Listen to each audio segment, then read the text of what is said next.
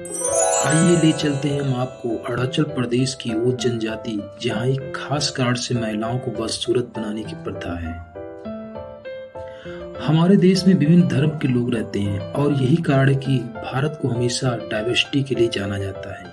हिंदू, मुस्लिम, सिख, ईसाई, जैन, यहूदी, पारसी आदि से परे यहाँ कई आदिवासी जनजातियाँ भी हैं जो भारत की अखंडता का एक अटूट हिस्सा भी है। अगर बात करें हम इस डाइवर्सिटी की तो भारत की कई जनजातियाँ ऐसी हैं जो अपने अनोखे कल्चर के लिए जानी जाती हैं और ऐसी ही एक जनजाति है अरुणाचल प्रदेश की आपातानी ट्राइब। ये एक ऐसी जनजाति है जिसके इतिहास में महिलाओं के साथ क्रूर व्यवहार करना मान्य था। इस जनजाति की महिलाओं को न सिर्फ कठोर शारीरिक दर्द से गुजरना पड़ता था बल्कि इनकी जिंदगी में बहुत मानसिक तनाव भी थे। इस जनजाति की महिलाओं को जानबूझकर बदसूरत बनाया जाता था। आइए अब जानते हैं आखिर क्यों महिलाओं को बनाया जाता था बदसूरत आपातानी ट्राइब। इसका कारण था सर्वाइवल यानी खुद की रक्षा करना और आगे बढ़ना। इन जनजाति का इलाका अरुणाचल प्रदेश की सुदूर जीरो वैली में स्थित है और यहाँ अधिकतर विदेशियों और डाकुओं के हमले हुआ करते थे। इन हमलों में सबसे ज़्यादा नुकसान महिलाओं का होता था। जब भी हमलावर उन्हें उठाकर ले जाया करते थे, इस कारण से ही महिलाओं को बदसूरत बनाने की प्रथा शुरू हुई। उनकी नाक में लकड़ी की ठेपी लगा दी जाती थी और चेहरे पर माथे से एक नाक लंबी काली लकीर खींच दी जाती थी। इसके साथ ही ये लकड़ी की इस बात का सबूत देती थी कि लकड़ी को मासिक धर्म होने लगा है। लड़की को मासिक धर्म होने लगा है और अब वो बड़ी हो गई है। ये न सिर्फ उनकी शारीरिक संरचना को खराब करने की स्थिति थी बल्कि इसके कारण महिलाओं को कई तरह की परेशानियों से भी गुजरना पड़ता था।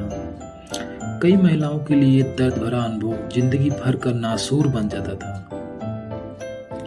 आइए अब जानते हैं कब और कैसे बंद हुई ये परंपरा। नाक पर लगी इस ठेपी को यापिंग हुरलो के नाम से जाना जाता था और अब नई पीढ़ी को इस समस्या से नहीं गुजरना पड़े। शुरुआती दौर में जब इन जनजाति की सुरक्षा का कोई ज्यादा ठिकाना नहीं होता था, इस ठेपी को लगाया जाता था। सन 1970 के दशक में यहाँ भी क्रांति आई और इस जनजाति की महिलाओं को इस दर्द से मुक्ति मिली। इन्हें आज़ादी दिलाने में इन जनजाति के पुरुषों ने ही काम किया। आइए अब जानते हैं खेती और शिकार के भरोसे इस जनजाति ने बनाया अपना जीवन। इस जनजाति का अनोखा चावल उगाने का सिस्टम आज यूनेस्को द्वारा प्रमाणित है और बिना किसी आधुनिक मशीन या फिर जानवरों के इस्तेमाल की भी यहाँ पर भी प्रोडक्टिविटी बहुत ज़्यादा होती है और यूनेस्को से आपातानी वैली की वर्ल्ड हेरिटेज साइट घोषित कर दिया गया है।